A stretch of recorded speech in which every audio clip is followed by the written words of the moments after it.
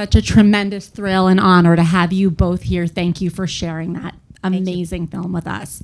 I just have a few questions. We'll get through quickly some burning questions I have, and then we'd like to open it up to the audience to ask anything they'd like. Kenneth, when Dori first approached you about making you the subject of a documentary, were you hesitant or were you all in immediately? We had spoken about it a little bit, and we had just worked on a separate project. Dori can speak to that a little bit before that. And so Dori had proposed the concept of doing it, and I trusted Dori. I knew of her work. I felt this was going to require a lot of trust and or therapy, or a great pharmacologist, because I was going to have to. This was probably the only meaningful creative project in my entire career, which I did not retain some oversight control. So, and the first time I saw the film was with an audience, and people asked me what that was like. I said, I don't know, I was under the seat most of the time, but I think it's not the story I thought that she was going to tell. I thought she was going to tell more of a fashion story, but it's the one I'm glad she told, and it's one, interestingly, even my family never really saw, and they saw all these various events throughout my career, and I was going to this event and going to that, but to see the whole thing told in the form of an arc with real impact is I think is important, and hopefully it will inspire other people to want to use their platforms to create something bigger than the sum of the parts, as I said in the film. I have another question. One of the most dramatic moments for me, having seen the film, was the moment when you sort of faced backlash or controversy in response to the mental health and gun control sort of combined campaign. And what struck me about your response to that was that it was totally inspiring. You weren't defensive. You responded with humility and curiosity. And that then led you to examining mental health.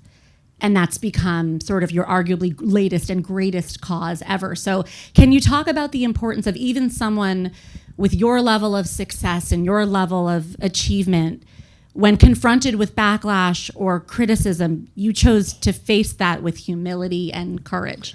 Well, the world has changed a lot. When I was originally doing this, there was no social media, and there was no real-time engagement and activism, and there was a lot of long, handwritten, thoughtful, some less thoughtful letters that were received. There were phone calls that were made, and people expressed their discontent. But I've always believed that the people that usually reach out and share their sometimes not so thoughtful, disparaging points of view, they tend to be the negative aspect is the ones that tend to. But for every one person that has a problem with what you're doing, there's 10 that don't take the time to share it. So, and I think, what started all of this, and people often ask that question, is that, in the fashion business, there's essentially there's three criteria, three filters that we put most decisions through. One is relevance, the other is agility, and the third is profitability. So, and they all have to essentially, we have to be able to check all three of those boxes. So, but if in the fashion business, what's relevant to you, or what's fashionable to you today may not be to you, and what's fashionable today may not be tomorrow. And I came to believe very early on in my career that if I could talk about something about what you stand for as opposed to what you stand in, and what was on your mind as opposed to what was on your body, then I have it'll be much more compelling way to build a more reliable, ongoing, endurable, and sustainable relationship.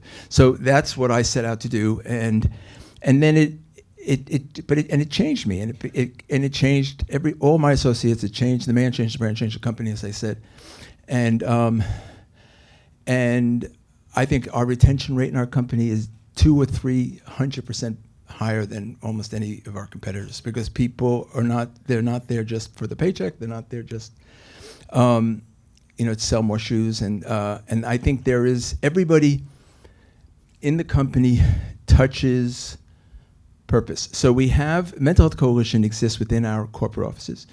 And there are separate individuals who work for it. It's a 501c3. It does amazing work. You heard a little bit about it. We're going to share these cards with you if you want later on, because we could use everybody's help. But and they have very clear goals that they are accountable for. And impact is very important. And it's very, how do you show impact in a space that typically is, it's not quantifiable, essentially, but how. And but we have found ways to do that, and maybe we'll talk about that if we have time.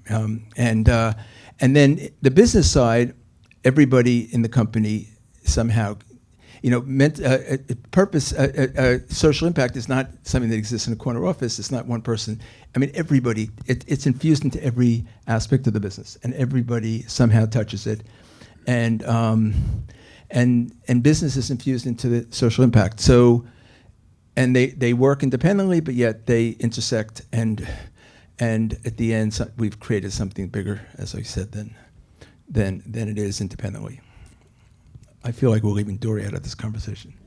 Well, I want to ask both of you, looking back at those decades of campaigns, Dori, which ones stick out to you most in terms of what you think will define his legacy, and which campaigns did you feel it was essential to include in the film, to highlight?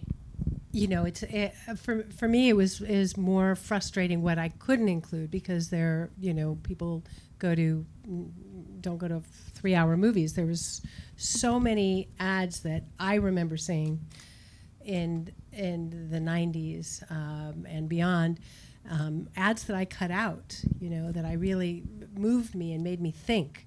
And so there's so many. But I certainly remember the We All Have AIDS campaign, and I knew about it, but there was so much that I saw in that campaign that made me think really hard and understand things in a very different way. And so, of course, that story was so important to include, and it was just such a important, brave campaign that I think changed a lot of people's hearts and minds. But there are so many. There's so many gun control ads that I remember just being so moved by. So, and then of course I knew about the fashion brand, but and those ads were so stylish and interesting and set a whole new bar for fashion. But the social impact ads were life-changing. Kenneth, can we have an update on where you are with SOS? What are the roadblocks? What victories have been achieved? So SOS is one of the things that we've been able to do. So the coalition, we have 50 of the largest, most influential mental health service providers, NGOs in the country have all joined. And what we were able to do that was unique is we brought together a coalition of tech. And tech have been vilified, and they've been put on the defensive from day one. And is it justifiable? Many ways it is. But at the end of the day, there's no solution without them. There's no scalable solution without their engagement. And I looked at this carefully when we set out down this road, and you look at the mission and the vision of all of the tech companies, and it's about creating engagement, and it's about building community, it's about connecting people everywhere, it's about having joy and creativity in our lives, but no one talks about how to do it in a healthy, safe way, and no one talks about youth, and it just isn't what these are all very successful business people. They're engineers, they're marketing executives, they're financial executives, and they've all over-indexed on what they're hired to do. And now we're holding them accountable for other things for residual impact that's very real. And is it justified? Maybe it is, but at the end of the day, are they the ones who in and of themselves are implicatable? I don't know. But at the end of the day, they all want to be part of the solution. So they don't trust each other. They don't sign NDAs with each other, but they did with us. So we're like the honest brokers. So we have these agreements, and we've got them all agreeing and wanting to come up with a functional solution. And so as you saw in the film, we have this cross-functional group of experts from around the world, and we're going to publish these standards. They've kind of been ready to be put out for a while, but we're waiting because we need a mechanism to hold them accountable. So we have a set of actual standards, which we're going to attach to it, a rating system. They're going to get rated on how they're doing on a regular basis. And and at the end of the day, we need to be able to connect with the advertisers, because that's ultimately the ones who are going to impact them the most. And so all that's happening, and we're looking to take this out into the world within 4 weeks. Oh my God! Wow. You heard it here first, I think.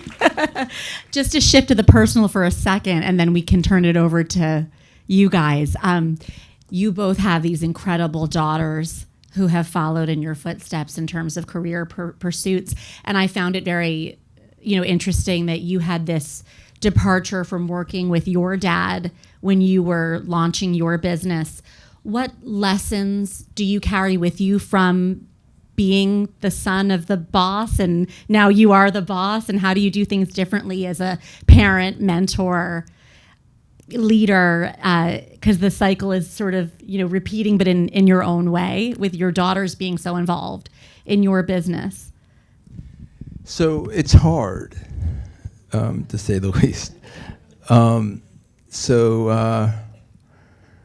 But you as everybody's heard, raising kids is hard, and they say kids sometimes see what you say.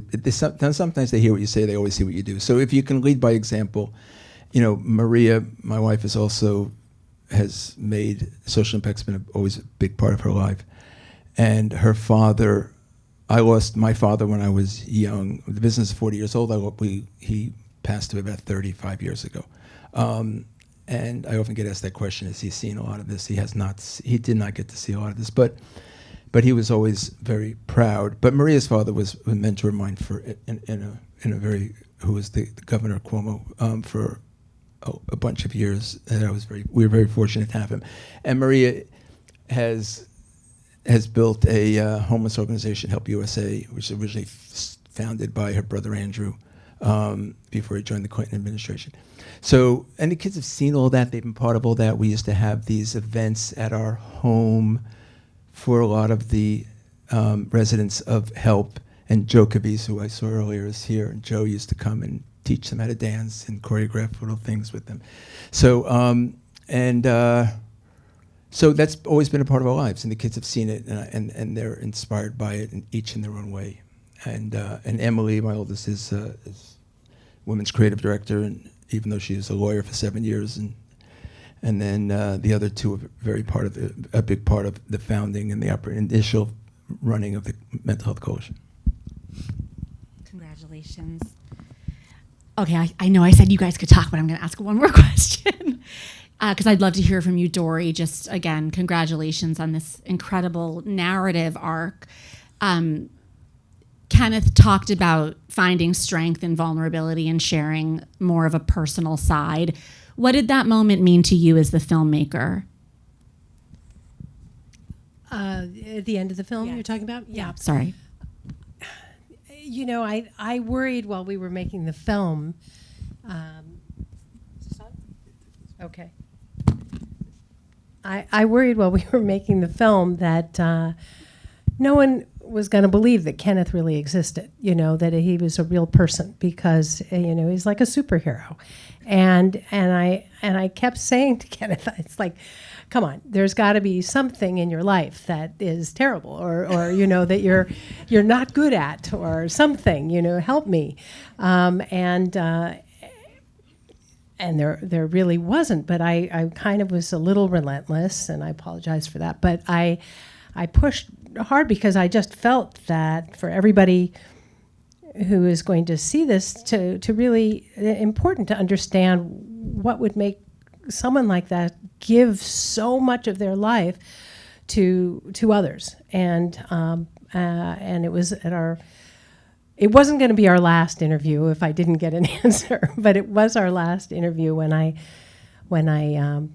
Kenneth shared very, very personal health issue, which I was honored and grateful that he shared that with me. But I think it helped me understand a little bit more about the compassion and the heart that Kenneth has that enables him to just give so much and be so empathetic with everyone else. And so I just felt, for our film, that would be a very important moment to, for people to go, it's not, there's so many reasons why Kenneth, I believe, does what he does so magnificently, but I think that was a very important moment. And Cleo, Kenneth's dog, I think was not happy that I was not pushing. A prop.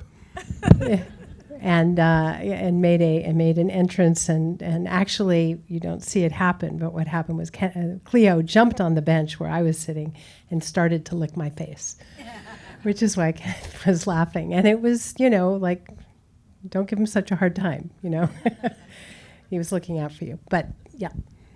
Thank you so much. Who has questions? We have a microphone, so if you could speak into the mic so everyone could hear you, it'll be to you shortly. Thank you so much.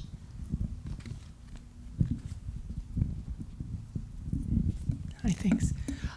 Thank you so much. The film was so moving and thought-provoking. Kenneth, I wanted to ask you about a comment that you made at the end, which comes from both your analytical mind and your big heart. And that is that in this world, we really won't know what's happening 2 years hence because AI is changing the world so quickly. And you said, we're all in our own different realities now because of algorithms. And so we need the tools to connect with one another. And one of those tools is vulnerability. I'm probably paraphrasing. I hope I'm not paraphrasing incorrectly. But I guess I totally relate to that. I am in the mental health field and the destigmatization field. And I'm wondering if you wouldn't mind, with your analytical mind, breaking that down a little bit more for us, unpacking that statement just a little bit more. What does it mean? So first, also, we were talking about this before. We were sitting outside. That part of this was shot almost 3 years ago. So, and talking about how AI was about to overwhelm everything. So, which wasn't. I think it's a little bit more now, front and center now in most of our lives than it was even then. But so, but I do feel right now everybody is. We all are informed uniquely, and we all have our own algorithms that have learned, that we've self-taught, sometimes for the most part not realizing it, and they respond to what we respond to, and then they basically take us to another place. I often say that I think the world would be a much better place if we all if we exchanged algorithms, and I saw how you were informed, and I read you read how I was informed, because we come at things very differently, and I'm not sure it's ever going to be what it was. And so how do we realistically now go forward? We're so polarized, and I think somehow we have to figure out how to get beyond that. And we have to, unless we're all starting with the same facts, with the same basic sense of what's right, what's wrong, and the notion of social justice, and then we care, then I don't know that it changes. My daughter, I remember once when she was much younger, was very upset because somebody was a Republican.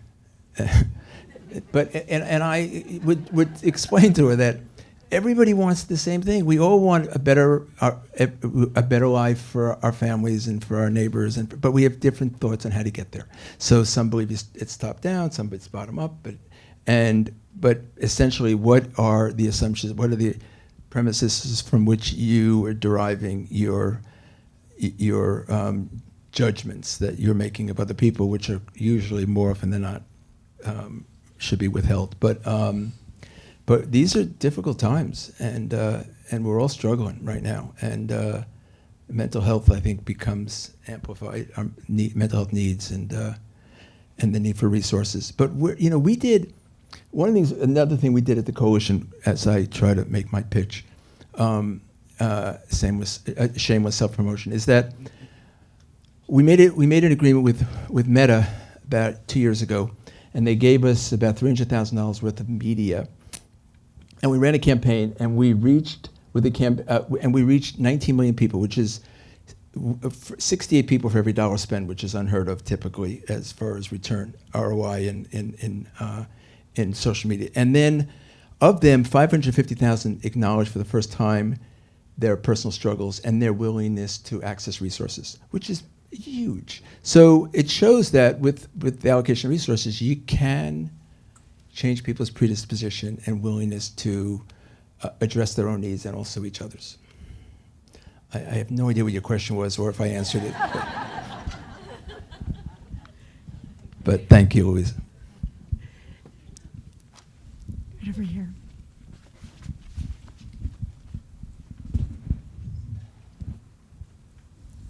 Thank you. Hi, good evening. Thank you for being here. I work in the social impact and inclusion space at the National Basketball Association, so I very much understand a lot of the public backlash that comes with working in a very big and large public corporation, or private as well. But I was just sort of wondering, I didn't know much of your background, so I find it really, really cool, honestly, that you're able to incorporate a lot of your personal values into your professional life, and that's something that I take to heart, very much so. But in a lot of the years that you've been in this field and you've been working not only just in your business professionally, but also incorporating those values, and there's obviously always been backlash from people, but especially nowadays, especially as someone who works in corporate social responsibility, the corporations in a lot of ways right now are the backlash. And I was just wondering how you have handled that over the years, or honestly just some advice for a young adult that works in that field. Well, I think the NBA, by the way, is doing some great work. I know Kathy Berinstein. That's my boss. Who's leading the charge. Kathy used to work with the governor. Yeah, Kathy's my direct boss. Right, so, and I know her from there. But and Kevin Love we've worked with, and Doc Rivers, and there's a lot of very great role models that more so probably in basketball than in football and baseball and some of the other sports. So I think you're in a good place in that regard. And say hi to Kathy for me. And I do think there is a collective willingness to want to engage here if people know how. And the Wellbeing at Work initiative is meant to address all the corporations. I think today more people get their health care in the workplace than they do Medicaid and Medicare put together. And if you really want to make change health care at scale, that's the first place you go.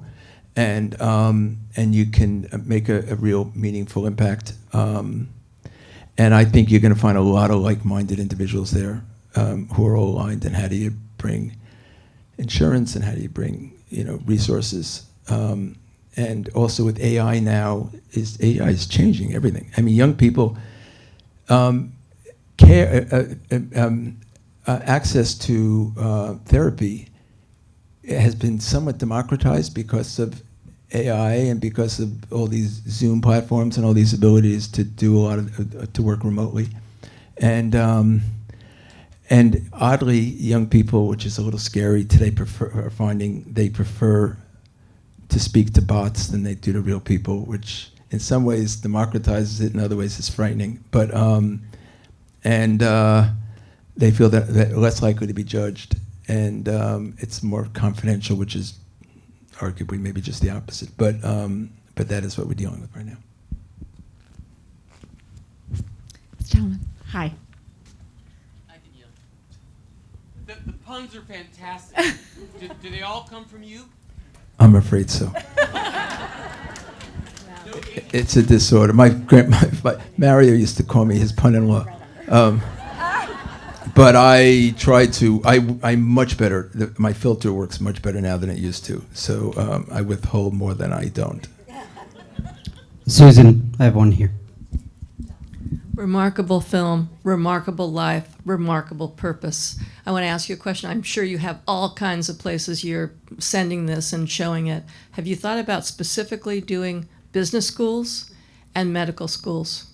Because I think both would be incredible. Anyway, congratulations. Dori and I were talking about this too, because I have no control over where this goes. That's fine. This is all, Dori is full control of where, so if you don't like where this winds up, call her.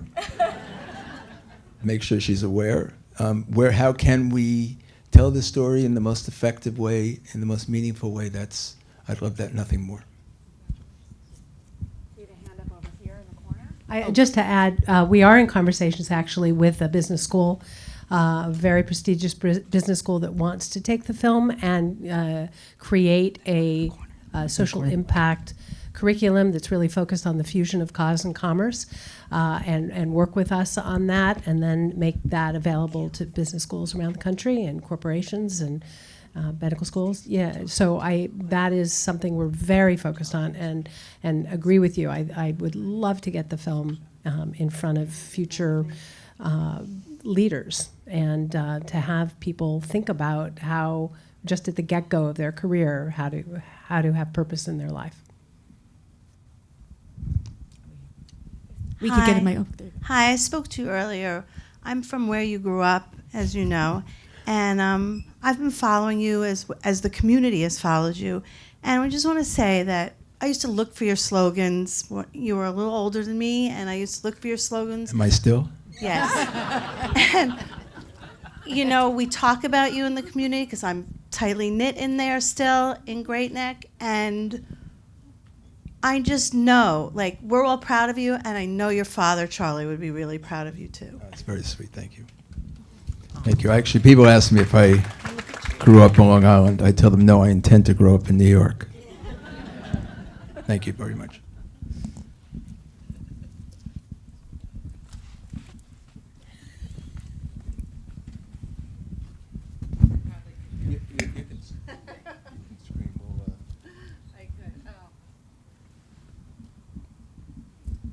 Great, now I have to remember my question, but thank you so much for today. Maybe it's a personal question for myself, but I run a business in the interior design world in New York City, and we are about 8 people, but part of a 100-year-old French family business. And I am truly inspired by all the social action, obviously, that you've done in your life, and bringing a purpose to a business. But I also think doing social action with your employees or your coworkers can really bring a team together and actually do better business and work together better. Do you have any suggestions on how to do that with 20, 30-year-olds that want to leave at 4:59 and sort of want nothing to do with you or the rest of the group because they have their own Gen Z lives and whatnot? How do we get them together? They have their own lives. So, look, it's a good question. Initially, I was doing what I was doing, and then I had a reckoning with some associates came into my office probably, 30 years ago, and they said, we're here because we love what you do, we love what you stand for, but we don't like that you don't make it available to us. And I said, well, I didn't think I had the right to do that.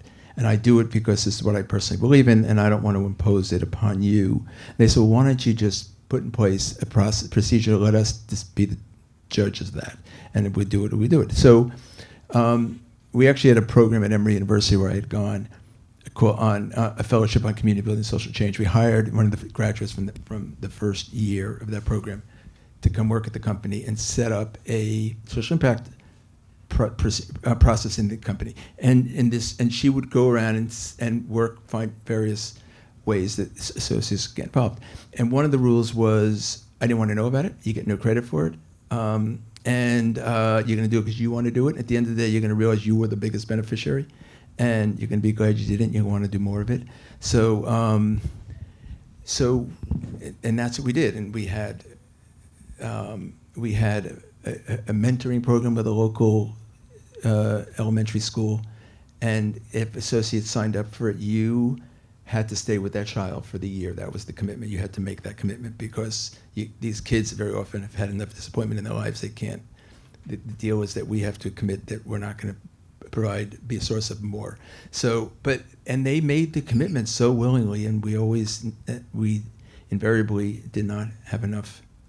There weren't enough kids for all the associates that wanted to be involved. So I think if you make the opportunities available, people will do it, and they're going to realize that at the end of the day, they're disproportionately impacted than they believe they would be.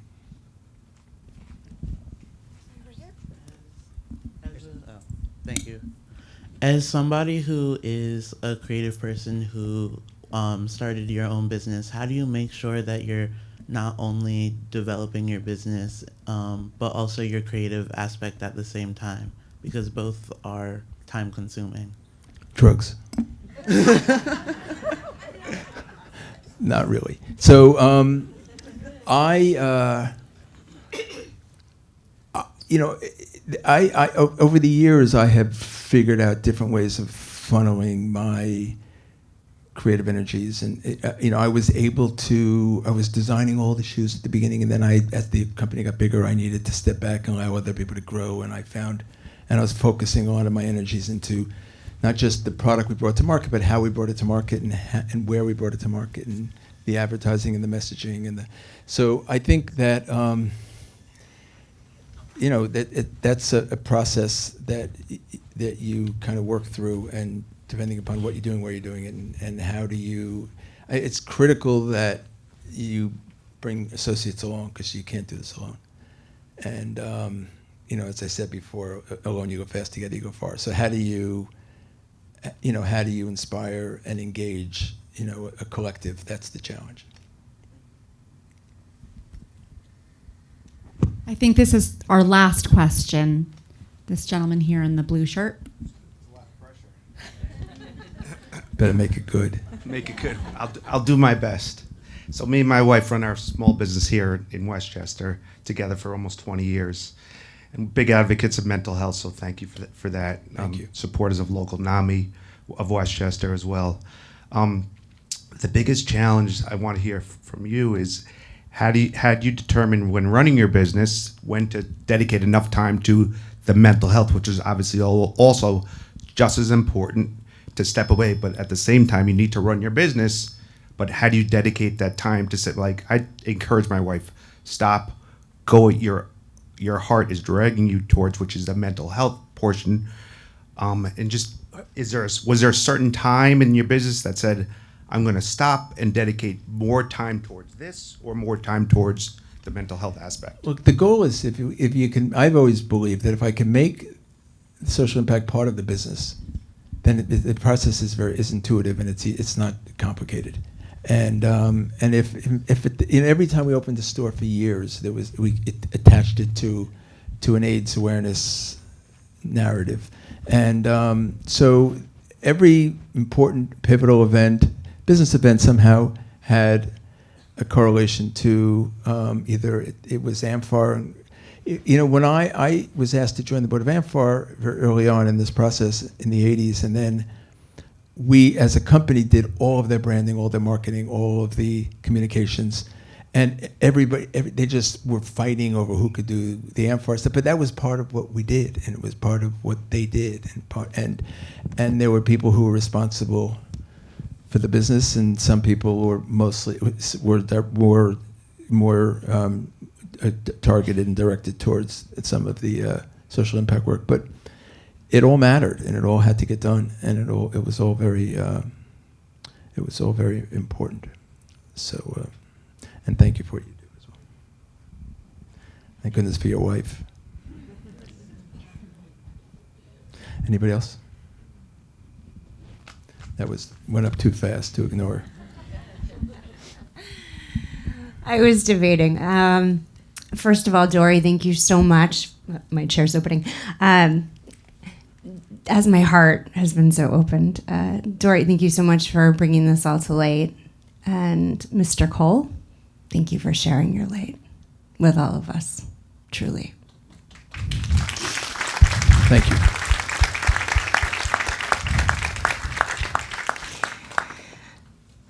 I can speak for myself, but I do feel that we've all been incredibly blessed tonight. First question, and this is a serious question, it may be funny. My mom flew in today, and she wants to know, can we buy the shirts upstairs that say I have issues? They're on the website. Amazing. Yeah, this, okay. by the way, is Okay. This is a square peg in a round hole. Okay. Which is the logo Yes. for the Mental Health Coalition, because we are all, in some ways, Yes. feel like that on occasion. And, Beautiful. And then we have these cards out there, which are also available, and which show you how you can get involved, how you can engage, because we could use it. Beautiful. Amazing. My second question is, I was brought to such tears during the movie, and I no longer apologize for my tears. They're such a part of humanity. And I volunteered at D.D. Hirsch in Culver City when I, many years ago, overcame my own suicide ideation. And so I didn't know you did this. And 24 hours ago... Did you see the D.D. Hirsch? Yes. When the film, yeah. Yes. And I trust the universe. And 24 hours ago, I had no idea I'd be sitting in the seat. And I trust the universe. And I'm just blown away at what you've done. Your courage, your compassion, your commitment. I'm blown away. I'm blown away. That's so nice. Thank you. And so, like, wow, your soul, literally, amazing. And so my question is... Do you know Nancy Rubin, who runs D.D. Hirsch? It was 15 okay. years ago, yeah. And so my question to you, I always find it so fascinating when someone comes on this planet and they serve, Where did yours come from? Because it wasn't, at least in the documentary, it wasn't shared about like what the pivotal moment was, or if there was something, or were you just born as this being of light? I know this might be a little too esoteric right now, but I'm so blown away just by what you've done, and so thank you. Do you know, look, I was afforded these opportunities to do this stuff along the way, and it was, each time it was transformative in different ways, and it was so elevating, not just to me, but to the business, and it felt just right, and I just never understood why everybody doesn't do it truthfully, and because it made the business better, it made the associates even more energized and more inspired, and they didn't want to go home at 5 o'clock, and everything felt more meaningful. So and Mario used to often say you could do so much more as a private person you can as a public person. You don't have to deal with all the oversight and all the regulatory stuff that exists out there. And you can really make a difference. You can make a real impact as a private person today. You can take a billboard and say anything you want. And the more provocative, the better.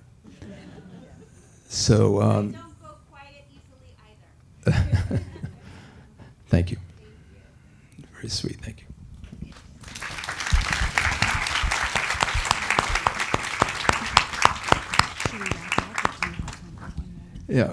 We can. This will be our last question. Thank you so much. Yeah, I knew it. This will be the last question before the next last question. I can think of thousands of people who I would like to see this movie, not medical schools necessarily and business schools, but just people. Will it be, or where are you with distributions, streaming, where? And when? We've been very fortunate to have a theatrical release. Okay. So limited theatrical release. We've been rolling the film out around the country, which is very exciting. We are represented by Submarine, and they're wonderful film sales. Are you now in theaters? We are. We have a few more theaters to go, and hopefully a few more after that. So we started a while ago, so we're several months in. We know we're in conversations about streaming, and we hope to have something locked in soon. And we know that we'll be on airlines starting in 2026, and it's fascinating because I know so many people who watch documentaries on airplanes. So very happy about that. It's a tough time for documentaries, and so we're very eager to get this film out to the widest possible audience. So if you happen to know a distributor, you can let them know that this is a film they have to distribute. Yeah. Yeah, very timely, very, very, very urgent, I think. But so we're working hard on that, and we are getting a lot of interest and a lot of traction. So hopefully you'll see it all over the place. But thank you for that question. Thank you, everyone. We'll look out for the cards in the lobby. Thank you so much for being here. Thank you. Thank you. Thank you. You should build a curriculum around this. Yes, absolutely.